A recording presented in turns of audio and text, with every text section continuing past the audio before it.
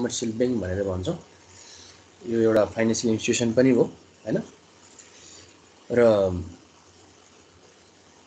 यसको primary function चाहिँ accept deposit and gives loan है, accept deposit and gives loan हैन। त्योभन्दा बाहेकका अरू अब सब्सिडारी फङ्सन भनेका चाहिँ क्रेडिट भयो, अनि डिस्काउन्टिङ द बिल भयो, त्यसै गरी एजेन्सी फङ्सनहरू भए हैन, अनि फरेन एक्सचेन्ज करेन्सी चाहिँ ट्रान्जेक्सनहरू भए हैन, रेमिटेन्स फेसिलिटीहरू भए है। यस्तै यस्तो अदर फङ्सनहरू छन् पछिल्लो चरणमा। भने main function of commercial bank भन्नु नै asset deposit and gives loan है त। र अहिले अब हाम्रो नेपालमा 27 कमर्सियल बैंक छन्। 21 मे 7 को चाहिँ डाटामा, र अहिले पछिल्लो रिभाइज भएर आउँदाखेरि अब 26 भएर आउँछ, because 2 bank are in the merger process हैन। दुईवटा बैंक चाहिँ मर्जर प्रोसेसमा छन्। र यो ब्यालेन्स सिट चाहिँ इन्कम स्टेटमेन्टको अन्डरमा, एनएफआरएसको अन्डरमा चाहिँ ब्यालेन्स सिट चाहिँ एनएफआरएसको अन्डरमा, यो इन्कम स्टेटमेन्ट भन्दा पनि ब्यालेन्स सिट चाहिँ यो एनएफआरएसको अन्डरमा चाहिँ एसेट्स र लायबिलिटी भनेर तपाईँहरूले यहाँ देख्नु भएको छ लिस्ट। यो अस्ति हामीले धेरै कुराकानी गरिसकेका छौँ, यसमा नजाउँ हामी। अब आज हामी बेसिक ब्याङ्किङतिर कुरा गर्छौँ। The effect of opening checking account or checkable account in bank हैन। बैंकमा चाहिँ चेकेबल एकाउन्ट ओपन गर्दाखेरिको प्रोसेसमा, जस्तै suppose Hari open checking account in Civil Bank. Civil बैंकमा हरिले चाहिँ चेकेबल एकाउन्ट चाहिँ 10,000 को ओपन गर्दैछ भने सिभिल बैंकको ब्यालेन्स सिट कस्तो देखिन्छ त भन्दा चेकेबल डिपोजिट लायबिलिटिजमा प्लस 10,000 र यता भल्ट क्यास भनेर एसेट्समा चाहिँ प्लस 10,000 है। यो रिजर्भमै के पर्छ त भन्दा भल्ट क्यास पर्छ। अब यसको डाइरेक्ट देखिने भनेको भल्ट क्यास हो, र इन्डाइरेक्ट भनेको यो रिजर्भ भयो है। त्यसै गरी effect of cheque in collection process.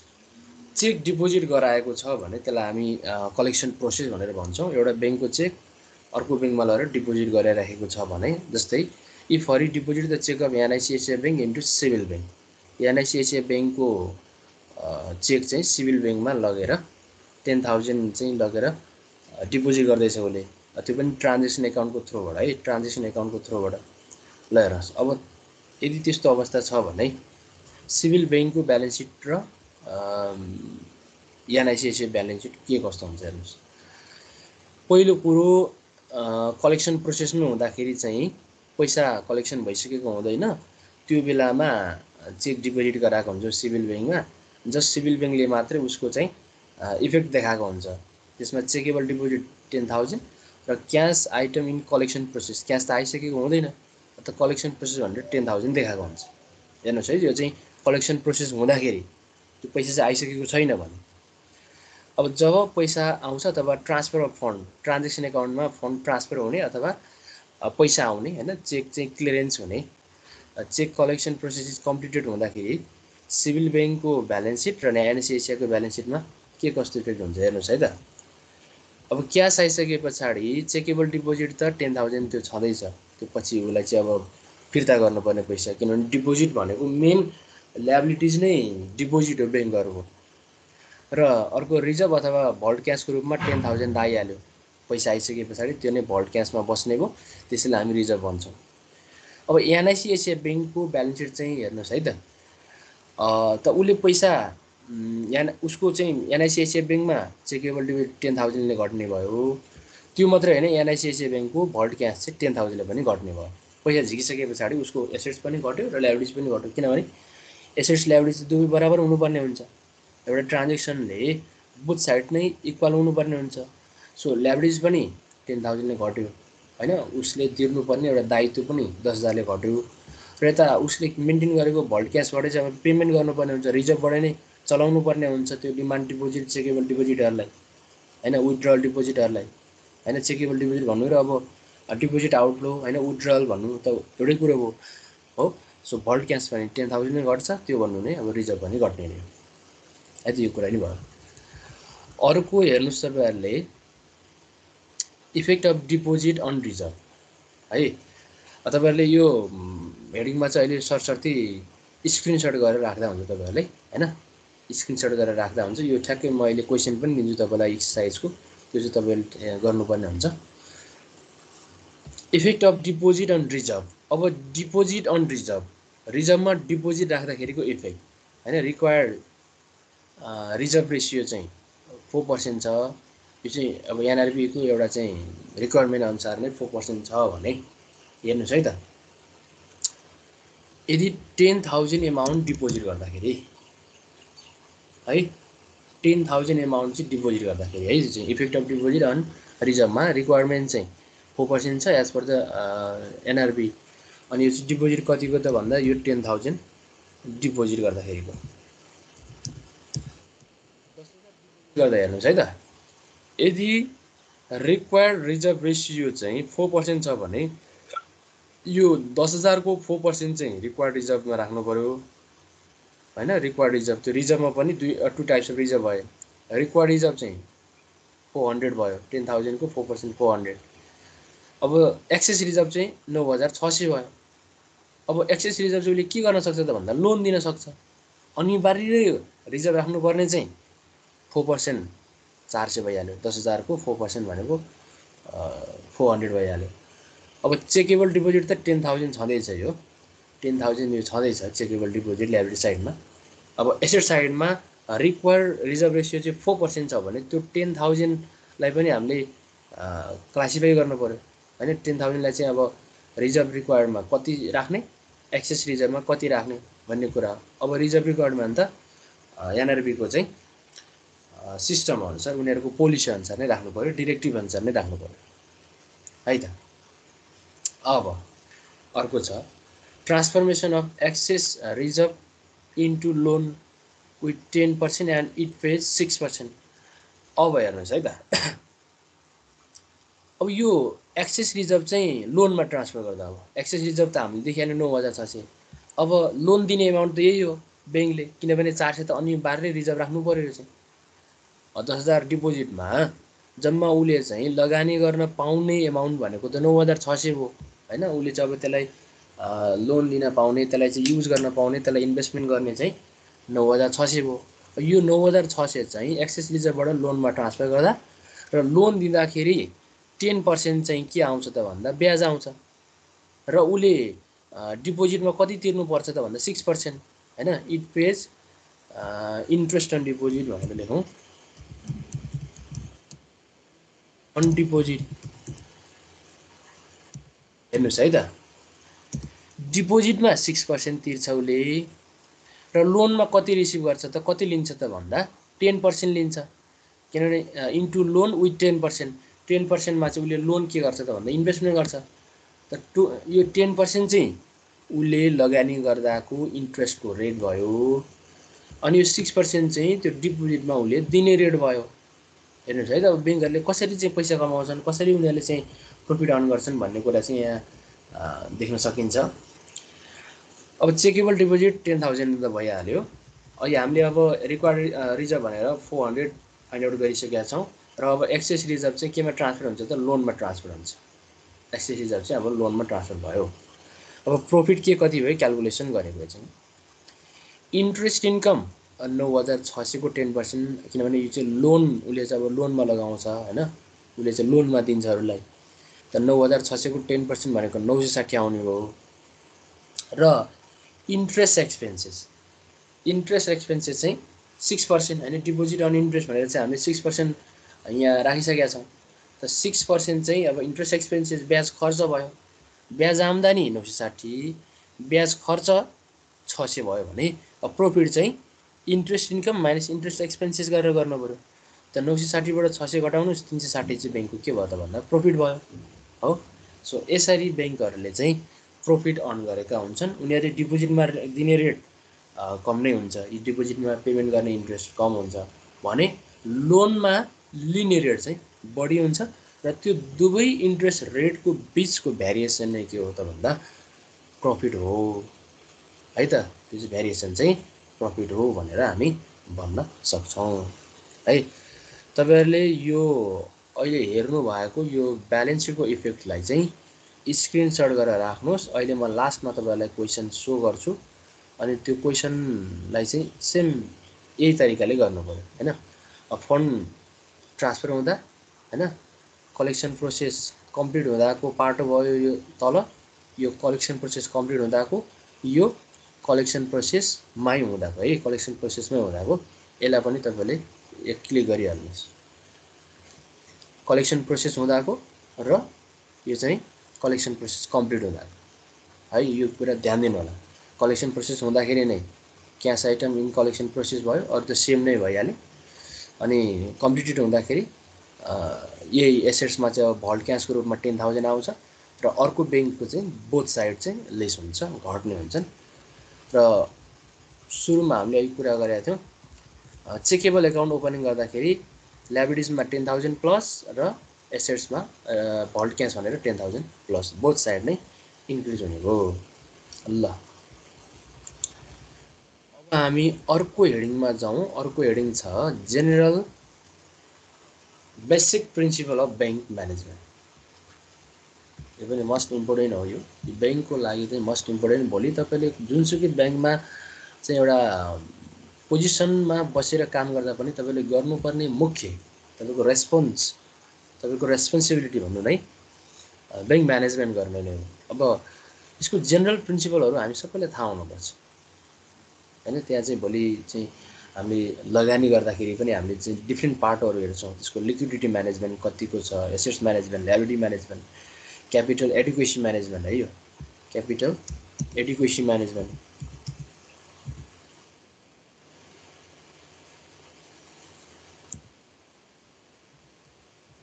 Capital education management, यी पार्टहरू भनेको मस्ट सुड बी म्यानेज हैन। यो चाहिँ अनिवार्य मस्ट अथवा सुड बी भनेको गर्नै पर्ने है। अब लिक्विडिटी म्यानेज त यो अब अहिले हामीले पनि हेरिहाल्यौँ, एउटा रिजर्भलाई मेन्टेन गर्नुपर्ने हुन्छ हैन। रिजर्भलाई मेन्टेन गर्नुपर्ने हुन्छ। त्यो रिजर्भ मेन्टेन गर्नु नै अब लिक्विडिटी म्यानेजमेन्टको पार्टमै पर्यो। अर्को छ अब एसेट्स म्यानेजमेन्ट। ब्याङ्कले आफ्नो अब एसेट्स म्यानेजमेन्ट गर्नुपर्ने हुन्छ हैन। त्यसै गरी एसेट्स मात्रै नभएर ल्याबिलिटिज पनि म्यानेजमेन्ट गर्नु पर्यो। तिर्नुपर्ने धेरै कुराहरू हुन्छन् ब्याङ्कले, त्यसलाई पनि म्यानेज गर्नु पर्यो। र क्यापिटल एडुकेसी पनि मेन्टेन गर्नुपर्ने हुन्छ। यी कुराहरूकै पाटोमा रहेर अब हामी कुराकानी गर्छौँ। अब फर्स्टमा छ लिक्विडिटी म्यानेजमेन्ट है त। लिक्विडिटी म्यानेजमेन्ट भनेको के हो त भन्दाखेरि ब्याङ्कले सफिसियन्ट रिजर्भ मेन्टेन गर्नु। लिक्विडिटी म्यानेजमेन्ट भन्नु नै सफिसियन्ट रिजर्भ मेन्टेन गर्नु। के को लागि त भन्दा टु मिट डिपोजिट आउटफ्लो। किनभने अब ग्राहकले त आफूले जम्मा गरेको पैसा त उनीहरूलाई आवश्यक परेको बेलामा त विथड्र गर्ने हुन्छन् हैन, विथड्र गर्ने हुन्छन्। सो त्यो बेलामा चाहिँ लिक्विडिटी प्रब्लम नहोस्, उनीहरूले भनेकै टाइममा उनीहरूको चाहिँ डिपोजिट फिर्ता गर्न सकियोस् भन्ने किसिमले राखेको एक प्रकारको स्पेसल रिजर्भ हैन, सफिसियन्ट रिजर्भ नै के हो त भन्दा लिक्विडिटी म्यानेजमेन्ट हो। अब यो लिक्विडिटी म्यानेजमेन्ट ब्याङ्कले गर्न सकेन भने हैन, ब्याङ्कले चाहिँ लिक्विडिटी म्यानेजमेन्ट गर्न सकेन भने त्यो ब्याङ्क चाहिँ अब लिक्विडेसनमा जाने हुन्छन् हैन। अनि ब्याङ्कप्रतिको एउटा विश्वास हैन, जनमानसमा रहेको ब्याङ्कप्रतिको विश्वासमा नै कमी आउने हुन्छ। सो त्यो भएको हुनाले लिक्विडिटी म्यानेजमेन्ट भनेको मस्ट इम्पोर्टेन्ट पार्ट हो पनि भयो ब्याङ्कको। र ब्याङ्कहरूले आफ्नो सर्भाइभ गर्नको लागि र लङ टर्म चाहिँ लिक्विडिटी मेन्टेन गर्नको लागि, लिक्विडिटी सर्टेजलाई मेन्टेन गर्नको लागि नै म्यानेज गर्नुपर्ने हुन्छ। र मेन म्यानेज गर्नु भनेको सफिसियन्ट रिजर्भ राख्नु नै हो। अब डिपोजिट आउटफ्लो भनेको चाहिँ विथड्रल है, पैसा झिक्ने कामलाई हामी डिपोजिट आउटफ्लो भनेर भन्छौँ। यो चाहिँ विथड्रल भयो।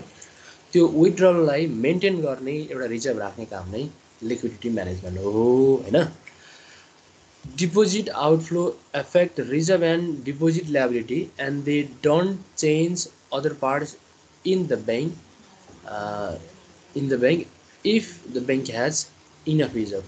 यदि ब्याङ्कसँग इनफ रिजर्भ छ भने, यदि ब्याङ्कसँग चाहिँ पर्याप्त रिजर्भ छ भने डिपोजिट आउटफ्लोले ब्याङ्कको रिजर्भ र डिपोजिट आउटफ्लोलाई मात्रै इफेक्ट पार्छ, अरू कुनै पनि पार्टलाई इफेक्ट पार्दैन भनेको छ है। यो लाइनले डिपोजिट आउटफ्लो भनेको विथड्र हैन, पैसा झिक्दाखेरि यसले रिजर्भलाई र डिपोजिट ल्याबिलिटिजलाई, रिजर्भ भनेको एसेट साइडमा भयो है, र डिपोजिट ल्याबिलिटी भनेको ल्याबिलिटी साइड हो। ब्यालेन्स सिटको रिजर्भ र यो ल्याबिलिटिज चेकेबल डिपोजिट अथवा डिपोजिट ल्याबिलिटीलाई मात्र इफेक्ट गर्छ यदि ब्याङ्कसँग चाहिँ इनफ रिजर्भ छ भने। इनफ रिजर्भ छ भने मात्रै है। फेरि इनफ रिजर्भ छैन भने ब्याङ्क क्यापिटललाई पनि इफेक्ट पार्ने हुन्छ है त। भन्ने कुरा चाहिँ यहाँबाट बुझ्नु पर्छ तपाईँले। इनफ क्यापिटल राख्नु भनेको, इनफ क्यापिटल राख्नु भनेको ब्यालेन्स सिटको अदर पार्ट्समा नो चेन्ज, ब्यालेन्स सिटको अदर पार्ट्समा नो चेन्ज, ओन्ली रिजर्भ र डिपोजिट ल्याबिलिटीमा मात्रै चेन्ज। यदि इनफ रिजर्भ छैन भने यी क्यापिटलमा चेन्ज हुन्छ। क्यापिटल चेन्ज हुनु भनेको क्यापिटल घट्नु हो, इनफ रिजर्भ नहुनु भने क्यापिटल घट्नु हो। क्यापिटल घट्नु भनेको त अब ओभरअल्ली ब्याङ्कको नेटवर्कदेखि लिएर अर्निङ पर सेयरदेखि लिएर सबैलाई चाहिँ यसले इफेक्ट पारेको हुन्छ हैन। सो त्यो भएको हुनाले यदि इनफ रिजर्भ राखेको छ ब्याङ्कले भने डिपोजिट आउटफ्लोले इफेक्ट पार्ने भनेको रिजर्भ र डिपोजिट ल्याबिलिटीलाई मात्रै हो है त। र भर्खरै हामीले भनेको कुरा, यो लाइनको कुरा एकचोटि इलिस्ट्रेसनबाट पनि हेरौँ हामी है। इलिस्ट्रेसनबाट पनि हेरौँ के कस्तो इफेक्ट पार्दो रहेछ। मैले एउटा क्वेसन राखिदिएको छु तपाईँहरूलाई, यो क्वेसन हेर्नु होला। र यस्तै क्वेसन म एक्सर्साइजको तपाईँहरूलाई अहिले ग्रुपमा राखिदिन्छु, त्यहाँबाट पनि तपाईँहरूले गर्नु होला। अहिले चाहिँ यो क्वेसनलाई हेरौँ है त। Initial balance sheet of Green Valley Bank is as follows है। इनिसियल ब्यालेन्स सिट हो चाहिँ ग्रिन भ्याली ब्याङ्कको, जसमा एसेट साइडमा रिजर्भ छ 10,000, लोन्स छ 35,000, सेक्युरिटिज छ 5,000, टोटल 50,000 भयो। र ल्याबिलिटी साइडमा चेकेबल डिपोजिट 40,000, ब्याङ्क क्यापिटल 10,000 र यता पनि टोटल छ 50,000 चाहिँ बोथ एसेट्स एन्ड ल्याबिलिटी साइडमा इक्वल छ। Suppose that reserve requirement is 5%, reserve requirement चाहिँ 5% छ। And one of the customer withdraw rupees 5,000, र एउटा कस्टमरले चाहिँ 5,000 रुपियाँ चाहिँ विथड्र गरिदियो भने नम्बर एमा what looks like the balance sheet of Green Valley bank after incorporating the deposit, the outflow of deposit, deposit outflow गरिसके पछाडि होइन, त्यो एकजना कस्टमरले 5,000 विथड्र गरिसके पछाडि भर्खर तपाईँले यहाँ हेरिहाल्नुभयो, one customer who is going to withdraw 5,000 होइन, 5,000 विथड्र गरिराखेको छ भने अब ब्यालेन्स सिट कस्तो देखिन्छ त।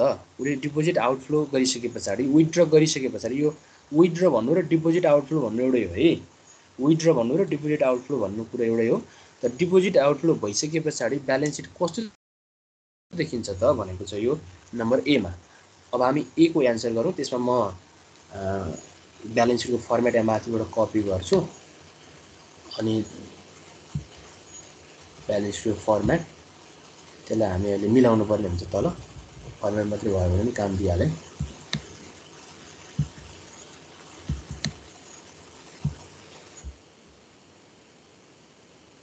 ब्यालेन्स सिट कस्तो देखिन्छ त हेर्नुहोस् है त। ए को गर्दैछौँ अहिले।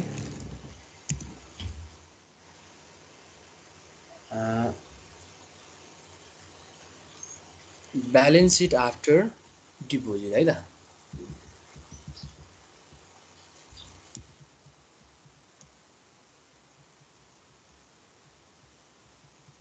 आफ्टर डिपोजिट आउटफ्लो,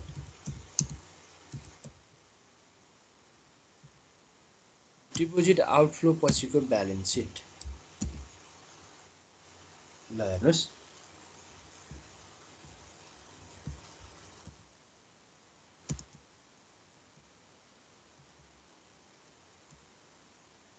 यसमा हामीलाई अब कुनै ब्याङ्क भनेको छैन। ब्याङ्क भनेको छ त माथि ग्रिन भ्याली ब्याङ्क भनेर चाहिँ त, ग्रिन भ्याली ब्याङ्क भनेको छ। हामी ग्रिन भ्याली ब्याङ्क भनेर लेख्छौँ यहाँ।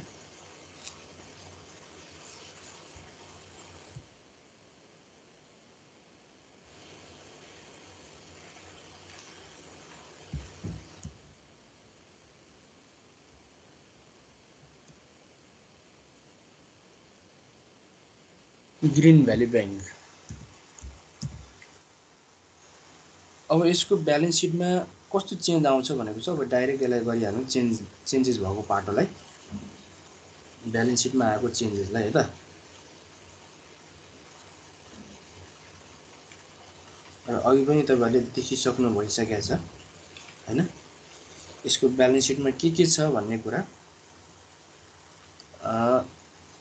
चेकेबल डिपोजिट छ 40,000। त्यसै गरी यही साइडमा हामीले अर्को के पनि देखाएको थियौँ त भन्दा ब्याङ्क क्यापिटल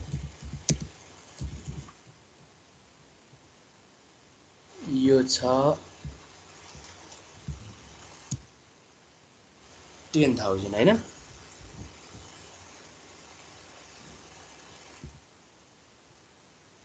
पहिला म माथिकै ब्यालेन्स सिटलाई कपी गर्छु, त्यसपछि के चेन्ज आउँछ यसमै देखाइदिइहाल्छु है। अब भल्ट क्यास हामीले रिजर्भ भनेर अघि देखाएको थियौँ 10,000। अघि ब्यालेन्स सिट पहिला म बनाइदिन्छु अनि त्यसमा के चेन्ज आउँछ त्यो मात्रै यहाँ गरिदिन्छ है त। रिजर्भ क्यासपछि हामीले लोन्स देखाएको थियौँ। यो लोन चाहिँ कति देखाएको थियौँ भने हामीले 35,000। पछि securities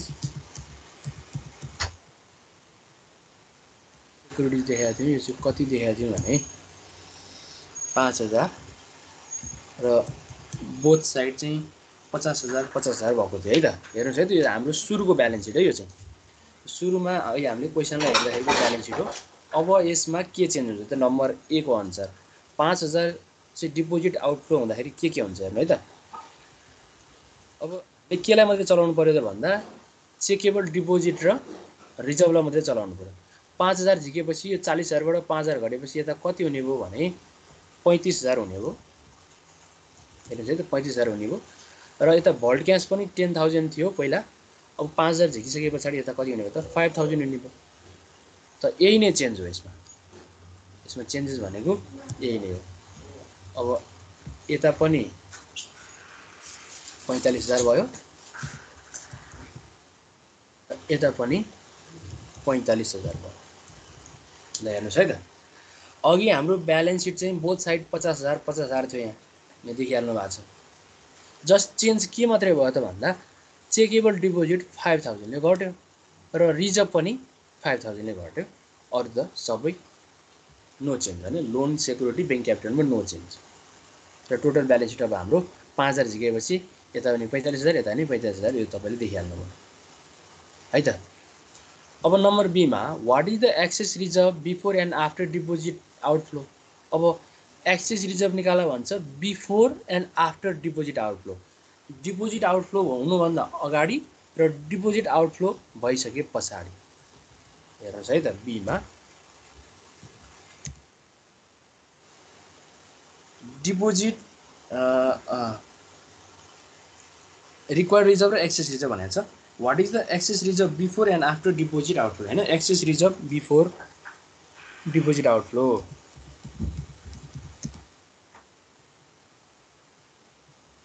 access reserve before deposit outflow. Deposit outflow हुनुभन्दा अगाडिको एक्सेस रिजर्भ है त। यही सोधेको हामीलाई। त्यसपछि अर्को आफ्टर डिपोजिट आउटफ्लो पनि सोधेको छ। अब डिपोजिट आउटफ्लो हुनुभन्दा अगाडि यसको रिक्वायर्ड रिजर्भहरू, रिक्वायर्ड रिजर्भ चाहिँ है डिपोजिट आउटफ्लो हुनुभन्दा अगाडि यसको रिक्वायर्ड रिजर्भ भनेको चेकेबल डिपोजिट कति थियो भने 40,000 थियो। 40,000 को अनि यसको चाहिँ रिजर्भ पर्सेन्टेज कति छ यो तपाईँहरूले अहिले हेर्नु भएको छ 5% छ है। 5% देख्नु भएको छ तपाईँहरूले, त्यो 5% गर्नु पर्यो। रिक्वायर्ड रिजर्भ भनेको जति छ चेकेबल डिपोजिट डी इन्टु आरइक्यू यसको फर्मुला चाहिँ होइन, त्यो पनि लेख्नु ल। यो च्याप्टरमा पढिसकेको भएर अब हामीलाई थाहा छ यो कुरा। D into REQ equal to 40,000 into 5%। अब 40,000 को 5% गर्दाखेरि कति आउने हो भन्दा त यो 2,000 आउने हो। रिक्वायर्ड रिजर्भ भयो। तर रिजर्भमा कति देखाएको थियो हाम्रो ब्यालेन्स सिटमा भन्दा 10,000 देखाएको थियो। माथि ब्यालेन्स सिटमा हेर्नुहोस् है, यो माथि अहिले ब्यालेन्स सिटमा हामीले रिजर्भ भनेर 10,000 देखाएको थियौँ। भनेपछि त अब एक्सेस रिजर्भ कति चाहिँ निकाल्न सक्यो त? सक्यो नि त। भनेपछि हामीले निकाल्नु पर्ने भनेको excess reserve is equal to total reserve हामीले ब्यालेन्स सिटमा देखाएको थियौँ माइनस अब रिक्वायर्ड रिजर्भ। टोटल रिजर्भ चाहिँ 10,000 देखाएको थियौँ अहिले ब्यालेन्स सिटमा, माइनस रिक्वायर्ड रिजर्भ चाहिँ 2,000। भनेपछि एक्सेस रिजर्भ चाहिँ कति रहेछ त भने 8,000 भयो। यो चाहिँ बिफोर डिपोजिट आउटफ्लो। अब आफ्टर डिपोजिट आउटफ्लो है,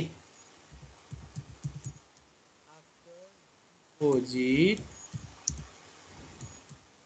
आउटफ्लो। अब after deposit outflow required reserve कति हुन्छ त भन्दा required reserve is equal to deposit outflow भइसके पछाडिको चेकेबल डिपोजिट त अब 35,000 भयो। त 35,000 को 5% निकाल्नु पर्यो। 35,000 को 5% इज इक्वल टु कति आउँछ त? यो क्यालकुलेसन गर्नुहोस् त। 1750 आउँछ होला। भने अब यसको एक्सेस रिजर्भ चाहिँ कति हुने भयो त अब भन्दा equal to after deposit outflow है। डिपोजिट आउटफ्लो हेर्नु है त। डिपोजिट आउटफ्लो पछिको टोटल रिजर्भ कति छ त ब्यालेन्स सिटमा? यो 5,000 छ। यो डिपोजिट आउटफ्लो भइसके पछाडिको ब्यालेन्स सिट हो। अनि यसको टोटल रिजर्भ भनेको चाहिँ 5,000 भइहाल्यो। टोटल रिजर्भ 5,000 माइनस भर्खरै हामीले निकालेको छ रिक्वायर्ड रिजर्भ भनेको 1750। भनेपछि कति आयो यो भन्नुहोस् त? निकाल्नुहोस् त। यो 5,000 माइनस 1750 गर्दाखेरि 3250 हो। ल, बीको पनि हामीले गरिहाल्यौँ। हामीलाई चाहिएको बीको एन्सर भनेको यही नै हो। एक्सेस रिजर्भ कति हो डिपोजिट आउटफ्लो हुनुभन्दा अगाडि र आउटफ्लो हुनुभन्दा पछाडिको एक्सेस रिजर्भ के कति हो त्यही निकाल भनेको। अहिलेसम्म तपाईँहरूले हेरिराख्नु भएको छ? यहाँ केही कन्फ्युजन छ?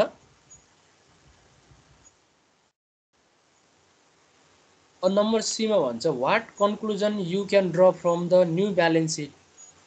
यो नयाँ ब्यालेन्स सिटबाट तपाईँले के कन्क्लुजन दिन सक्नुहुन्छ भन्छ। नयाँ ब्यालेन्स सिट भनेको यो डिपोजिट आउटफ्लो भइसके पछाडिको नयाँ ब्यालेन्स सिट भनेको यो डिपोजिट आउटफ्लो भइसके पछाडिको यो ब्यालेन्स सिटबाट तपाईँले के कन्क्लुजन दिन सक्नुहुन्छ त? अब भन्नुहोस् त एकचोटि।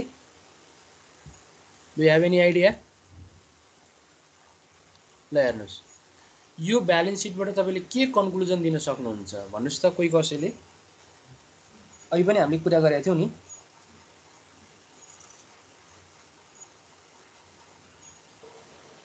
मनी विथड्र हुँदा चेकेबल डिपोजिट र भल क्यास दुवै गर्छ। हजुर हजुर, अलि सानो भइ सुन्यो मैले।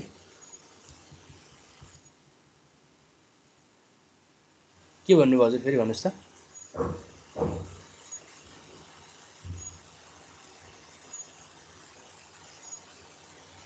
यो नयाँ ब्यालेन्स सिटबाट चाहिँ हामीले के थाहा पायौँ, के कन्क्लुजन दिन सक्छौँ भने अहिले मैले एउटा कुरा राखिदिएको थिएँ मैले यहाँ तल उयो एउटा सेन्टेन्स क्या, deposit outflow effect reserve and deposit liability and they don't change other parts in the bank other parts if the bank has enough reserve.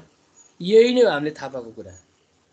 Deposit आउटफ्लोले रिजर्भलाई र डिपोजिटलाई मात्रै इफेक्ट पारेको छ, अरू पार्ट्स चाहिँ चेन्ज भएको छैन। कस्तो अवस्थामा भन्दा यदि इनफ रिजर्भ छ भने त्यस्तो अवस्थामा हैन। यहाँ पनि हेर्नुहोस् त, अहिले इनफ रिजर्भ थियो त यो रिजर्भ र चेकेबल डिपोजिटमा मात्रै चेन्ज भयो, अरूमा केही चेन्ज छ त छैन। किन त यसको रिजन भन्दा अहिले बैंकसँग इनफ रिजर्भ छ। इनफ रिजर्भ छ भने यसले चाहिँ रिजर्भ र चेकेबल डिपोजिटलाई मात्रै के गर्ने हो त भन्दा यसको एमाउन्टलाई फरक पार्ने हो। अरू कुनै पनि पार्ट्स अफ ब्यालेन्स सिटलाई चाहिँ नो चेन्ज नो इफेक्ट भनेर हामीले सीमा लेख्नु पर्यो। ल, सीको चाहिँ हाम्रो कन्क्लुजन त्यही नै हो है। सी को कन्क्लुजन चाहिँ त्यही नै भयो है, यो तपाईहरुले ध्यान दिनु होला। ओके, अब हामी यसै गरी अर्को एउटा क्वेशन पनि हेरौँ। अर्को क्वेशन हेर्नुस् अनि यसलाई हामी सल्भ गर्न ट्राई गर्छौं। सपोज इन इलिस्ट्रेसन यो 5.6 भने अगाडिको माथिको हो, यानी 5.7 देख्नु भएको छ तपाईहरुले। 5.6 को अगाडिको यो माथिको यो भर्खर देख्नुभयो हैन। त्यहाँ तपाईलाई थाहा छ 5000 डिपोजिट आउटफ्लो भएको कुरा भर्खरै थाहा भइहाल्यो। अनि रिक्वायर्ड रिजर्भ रेशियो भनेको 5% छँदैछ। अब यहाँ के भन्छ नयाँ कुरा भन्दा, Green Valley Bank holds reserve just enough to meet the reserve requirement and lend all money to household. अब यसले के भन्छ त भन्दा, ग्रीन भ्याली बैंकले चाहिँ जति रिजर्भ चाहिने त्यति मात्रै राख्छ, अनि बढी भएको रिजर्भ चाहिँ कहाँ लगाउँछ उसले त भन्दा लोनको रूपमा दिन्छ। लेन्ड अल मनी भनेको, लेन्ड भनेको सापटी दिन्छ अथवा उसले लोन दिन्छ हैन। हाउस होल्ड भनेको घरायसी अथवा डिफ्रेन्ट अब अदर इन्डिभिजुअल पर्सनलाई चाहिँ लोन दिने काम गर्छ एक्सेस रिजर्भ चाहिँ, त्यही कुरा गर्छ। Further suppose that one of the customer withdraw ₹2000 from the bank, र मानौ एउटा कस्टमरले चाहिँ 2000 बैंकबाट चाहिँ विथड्र गर्यो भने prepare the initial balance sheet of Green Valley bank. Green valley बैंकको ब्यालेन्स शीट बनाऊ भन्छ। अब हामी यसको ब्यालेन्स शीट बनाउँछौँ है त। नम्बर ए मा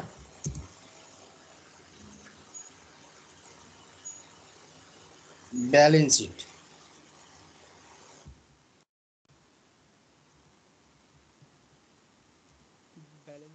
ऑफ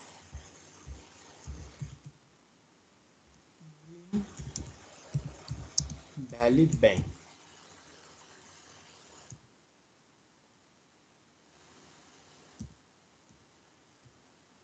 तपाईले क्वेशन देखिसक्नु भएको छ। डाइरेक्ट हामी ब्यालेन्स शीट बनाऊ।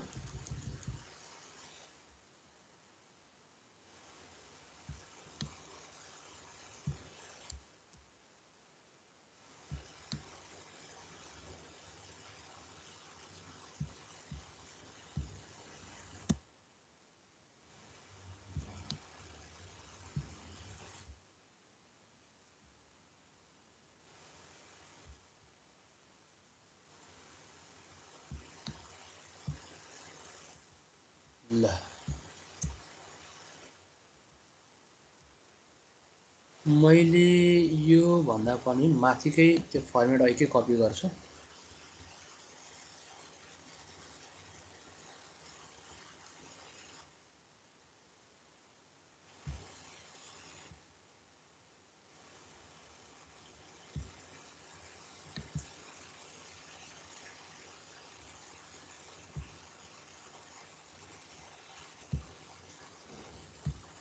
यसलाई मैले डिलिट गरिदिन्छु है।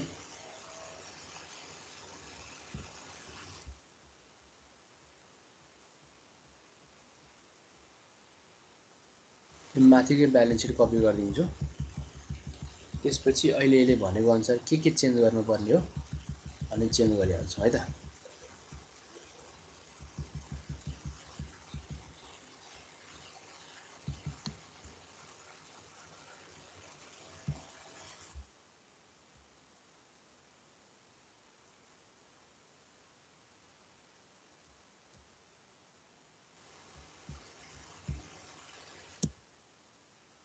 ल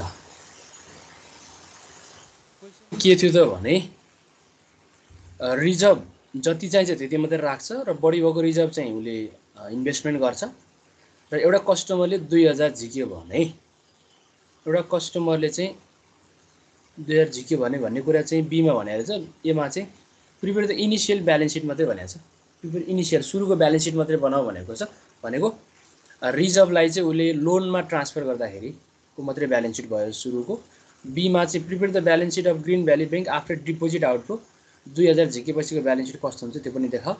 अनि नम्बर सी मा what problem Green Valley bank faces when deposit outflow takes place. अब यो चाहिँ कन्क्लुजनको पाटो भइहाल्यो। सुरुमा हामी इनिशियल ब्यालेन्स शीट बनाएको है। यो चाहिँ इनिशियल ब्यालेन्स शीट। यो चाहिँ कस्तो अवस्थामा भन्दाखेरि इनिशियल ब्यालेन्स शीट चाहिँ जति चाहिन्छ रिजर्भ त्यति मात्रै राखेको र बढी एमाउन्ट चाहिँ लोन दिएको कन्डिसनमा। हेर्नुहोस् है त, यो चेकेबल डिपोजिट त हाम्रो 40 नै हुने हो। सुरुमा हाम्रो चाहिँ सुरुको ब्यालेन्स सिट है, सुरुमा चाहिँ अघि हामीले हेरेको ब्यालेन्स सिटमा 40,000 नै छ त्यहाँ, अनि 10,000 भइहाल्यो। रिजर्भ अथवा भोल्ट क्यासको रूपमा चाहिँ हामी कति मात्रै राख्ने रे भन्दा जति छ यसको रिक्वायर्ड रिजर्भ त्यति मात्रै राख्ने। रिक्वायर्ड रिजर्भ कति छ त भन्दाखेरि 40,000 को 5%। यो 40,000 को 5% भनेको 2,000 मात्रै हुने हो हैन। अनि 8,000 चाहिँ एक्सेस रिजर्भ थियो। अब एक्सेस रिजर्भ चाहिँ उसले लोन दिन्छ भनेपछि त्यो एक्सेस रिजर्भ 8,000 चाहिँ यहाँ जोड्नु पर्यो। 35 मा 8,000 जोड्नुस् त कति हुन्छ भने 35 मा 40 43,000 43,000 हुने हो। हेर्नुस् है त यो यो यो चेन्ज कस्तोमा के कसरी आयो हेर्नुस्। चेकेबल डिपोजिट 40,000 थियो, यो फेरि माथिको डाटा हेर्नुस् तपाईले फेरि कस्तो कस्तो होला। 40,000 को 5% गर्दा 2,000 चाहिँ रिक्वायर्ड रिजर्भ हो। एक्सेस रिजर्भ कति थियो 8,000 थियो। अब त्यो 8,000 लाई चाहिँ 8,000 चाहिँ के गर्ने लोनमा लगाउने थप। 35,000 थियो पहिला लोन, त्यसमा 8,000 थप गर्दाखेरि कति भयो 43,000 भएको है। यो चाहिँ 43,000 भयो भनेपछि अब टोटल बोथ साइड चाहिँ टोटल कति भयो त भन्दा यहाँ पनि 50,000, यसमा पनि 50,000। यो चाहिँ इनिशियल ब्यालेन्स सिट थियो। अब बी मा गइसके पछाडी उले डिपोजिट आउटफ्लो गर्छ। कति त भन्दा 2,000 डिपोजिट आउटफ्लो गर्छ। 2,000 पैसा चाहिँ उले झिक्छ हैन। Balance seat after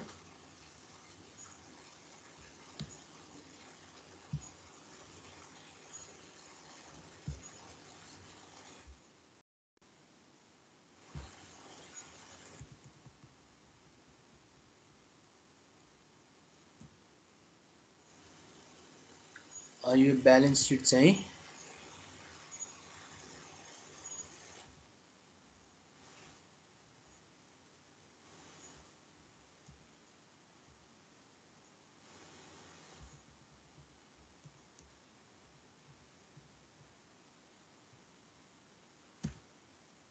balance seat after deposit outflow है।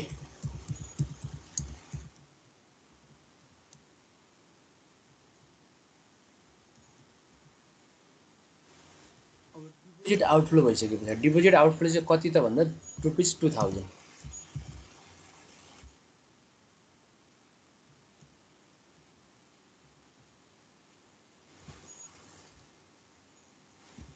चाहिँ डिपोजिट आउटफ्लो गरिसके पछाडि हेर्नुस् है हाम्रो अहिलेको ब्यालेन्स सिट यो हो, इनिशियल ब्यालेन्स सिट यो हो। अब यसमा 2,000 झिकिसके पछाडि के हुन्छ त हेर्नुस् त, रिजर्भ घट्ने भयो। यो कति हुने भयो त भन्दा रिजर्भ अब 0 हुने भयो। चेकेबल डिपोजिट घट्ने बेताबाट 2,000 घटेपछि कति हुन्छ त यहाँ भन्दा 40,000 बाट 2,000 घटाउँदाखेरि 38,000 है। त्यसैगरी अब लोन त कति छ 43,000, यहाँ 43 को 43 नै हुने भइहाल्यो। सर हजुर हजुर त्यो मान्छेले चाहिँ 2,000 मात्रै ननिकालेर 5,000 निकालेको भए के हुन्थ्यो? अब 5,000 ननिकालेको भए हेर्नुस् है त उले राखेको रिजर्भबाट पुग्दैन थियो। रिजर्भबाट नपुगेपछि उले आफ्नो क्यापिटलबाट युज गर्नुपर्ने हुन्छ। क्यापिटल घट्छ, बैंक क्यापिटल चाहिँ घट्ने हुन्छ है। यो क्वेशन तपाईले जायज क्वेशन गर्नुभयो। यो अहिले पाटोमा आइहाल्छ अर्को क्वेशनमा। अब रिजर्भ पुगेन, उले राखेको रिजर्भ अनुसार पुगेन, उले 5,000 झिक्दियो भने अब के हुन्छ त बैंक क्यापिटलबाट युज गर्नुपर्ने भयो है त। बोथ साइड चाहिँ यहाँ कति भयो भन्दा जोड्नुस् त 48,000 भयो त हैन। 48,000 यता नि 48,000 ल। यदि जति चाहिएको छ रिजर्भ त्यति मात्रै राखेको छ, एक्सेस रिजर्भ छैन र रिजर्भ बराबरकै कस्टमरले चाहिँ डिपोजिट आउटफ्लो गर्छ भने त्यसले चाहिँ के गर्ने छ त भन्दा रिजर्भ चाहिँ 0 बनाउने रहेछ हैन। जति रिजर्भ चाहिँ त्यति नै विथड्र भयो भने रिजर्भ चाहिँ 0 हुने रहेछ हेर्नु त। अब यसलाई अब कति रिजर्भ राख्नु पर्ने हुन्छ अहिले त भन्दा 38,000 को फेरि 5% त रिजर्भ राख्नु पर्ने हुन्छ। तर योसँग अब एक्सेस रिजर्भै छैन। त एक्सेस रिजर्भ नभएपछि यसलाई चाहिँ के आउँछ त भन्दा एउटा लिक्विडिटी प्रब्लम आउँछ के। यस्तो कन्डिसनमा अब यो बैंकलाई चाहिँ लिक्विडिटी प्रब्लम आउँछ र उसले रिजर्भ राख्नको लागि अरू बैंकबाट सापटी हुन्छ कि सेन्ट्रल बैंकबाट चाहिँ लोन लिएर हुन्छ कि हैन, के हुन्छ कसरी हुन्छ चाहिँ यसले चाहिँ रिजर्भ मेन्टेन गर्नै पर्ने हुन्छ। त्यो फेस गर्नु नै यसको चाहिँ लिक्विडिटी प्रब्लम हो। किनभने राख्नै पर्ने हुन्छ, एनी हाउ चाहिँ यसले चाहिँ लिक्विडिटी मेन्टेन गर्नै पर्ने हुन्छ। तर लिक्विडिटीमै प्रब्लम छ, यसको चाहिँ रिजर्भ नै छैन भने अब अरू बैंकबाट जति इन्ट्रेस्ट भए पनि इन्टर बैंक लोन लिनु पर्यो, अथवा सेन्ट्रल बैंकबाट चाहिँ उसले चाहिँ डिस्काउन्ट विन्डोबाट चाहिँ हायर डिस्काउन्ट रेट भए पनि अथवा लोवर डिस्काउन्ट रेट त्योबाट पनि लोन लिनुपर्ने हुन्छ। र त्यो प्रब्लम फेस गर्नु नै लिक्विडिटी प्रब्लम फेस गर्नु हो। अहिले हामीले लिक्विडिटी म्यानेजमेन्ट भन्ने टपिकमै छौँ। सो लिक्विडिटी म्यानेज गर्नको लागि बैंकले के राख्नु पर्यो त भन्दा एक्सेस रिजर्भ राख्नुपर्ने हुन्छ। यदि एक्सेस रिजर्भ नराखेको कन्डिसनमा चाहिँ यो प्रोसेस हुँदो रहेछ भन्ने कुरा चाहिँ हामीले देख्यौँ। नम्बर सीले हामीलाई सोधेको क्वेसन पनि त्यही नै छ हैन। अहिले हामीले कुरा बुझेको चाहिँ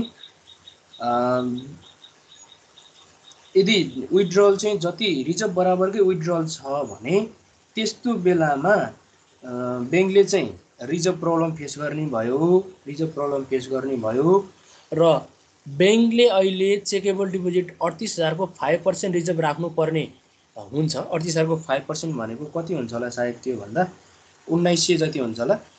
त्यो रिजर्भ राख्नको लागि चाहिँ बैंकसँग चाहिँ अब एक्सेस रिजर्भ छैन भन्नुको मतलब अब बैंकले चाहिँ रिजर्भ प्रब्लम फेस गरिराखेको छ भन्ने कुरा चाहिँ हामीले सीको गर्न सक्छौँ हैन। सीको एन्सर तपाईले लेख्दाखेरि चाहिँ deposit outflow, the amount of deposit outflow is equal with the reserve of the bank है। डिपोजिट आउटफ्लोको अमाउन्ट रिजर्भको बैंक बराबर छ। And new reserve should be maintain rupees 38,000 into 5% is equal to 1900 अथवा 1900। Now bank does not have the excess reserve, so bank is facing reserve problem हैन। Reserve problem that is the liquidity problem. Reserve problem हुनु नै liquidity problem हुनु हो भन्ने कुरा चाहिँ हामीले हेर्न सक्यौँ है त। यो कुरा तपाईले बुझ्नुभयो नि, अहिले बुझ्नुभयो नि यो कुरा है।